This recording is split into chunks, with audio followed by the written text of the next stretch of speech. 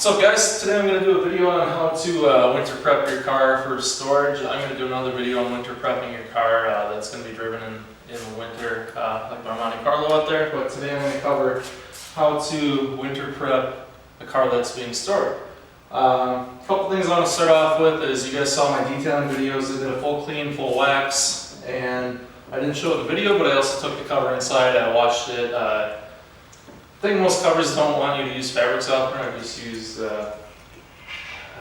soap and I let it air dry. I didn't do any heat, just mild cycle, low spin, and let it dry by itself. While I was doing that, I went ahead and I washed and waxed the whole car, just to make sure it was clean because the cover is going to be sitting on it for, I don't know, anywhere from 4 to 6 months. So you don't want any little scratches from anything just sitting on there.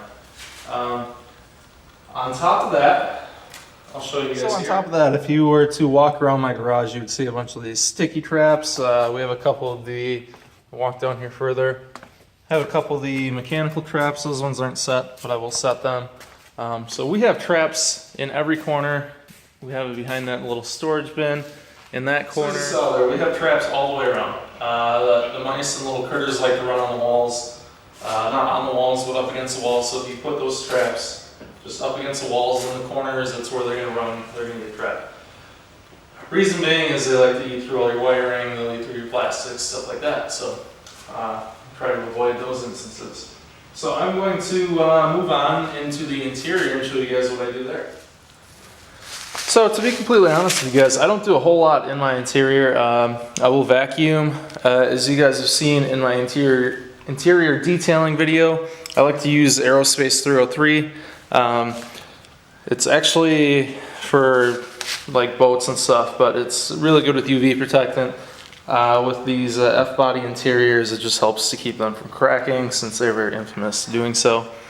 So I like to use that on all the plastics. All the rubber, I use Tanner's Leather Preserve. Seems to work very well. Keeps a real nice satin look to it and nothing too glossy.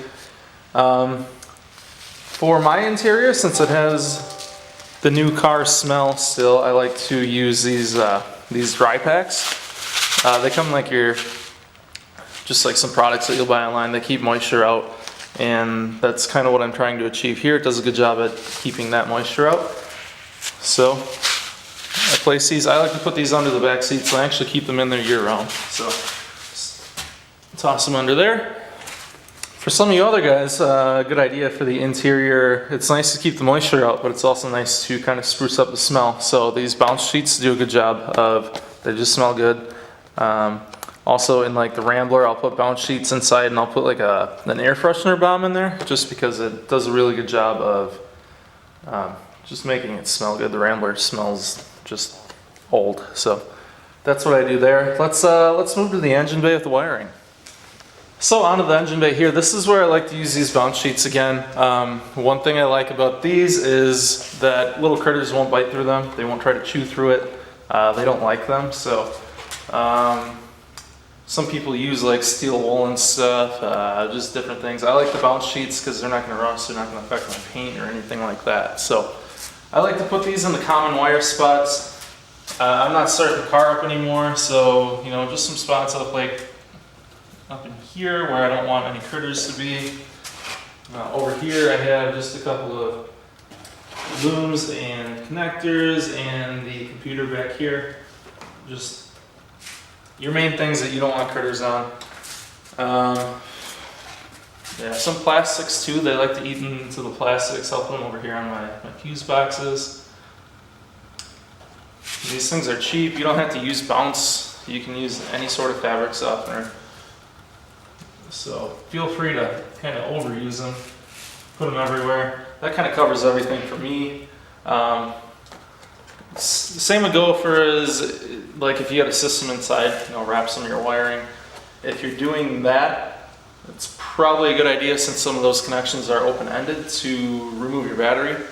I do not remove my battery in here because I know sometimes with the F-bodies like this, if you remove the battery, they have issues with the computer just going out, and I don't really want to deal with that. So what I actually do is I just have one of these cheap little trickle chargers. I'm not even really sure where I got mine from, to be honest. It's probably just like Harbor Freight, something cheap like that. It's just going to keep your battery, if you don't know what a trickle charger does, it just maintains your battery, it keeps it at a charged level. If it sees that your battery drops, it charges it back up. Again, I don't start my car at all during the winter. I just leave it, and I put it on a trickle charger, and then first thing comes spring, I just check everything over like you would for anything that's for any engine really.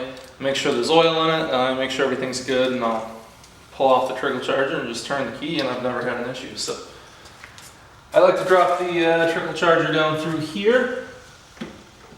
Try to get it out of the way. Don't want it really resting on anything, and I try to keep the readout up here where I can see it. Just like a normal charger. Red on positive, black on ground. So that's that. I'll run a wire under there and plug it in, but it's pretty much that. I'd also like to mention, guys, that one thing I do is, before I brought the car in here, I top the gas off. I don't really use an additive. I don't use stable at all, because that's kind of my reasoning for topping the tank off, is I want to eliminate space for moisture to grow and eliminate any chances of corrosion building. So that's really what I do to prepare my car for winter. It gets a full clean. I take care of the interiors. I showed you guys there. Take care of the engine bay, which is pretty simple. Just take care of the wiring, and that's that. So I want to thank you guys for watching. As I said, there will be a video on how to prepare my other car, a car that sees the winter, how to prepare that for winter, and yeah, so that's soon to come.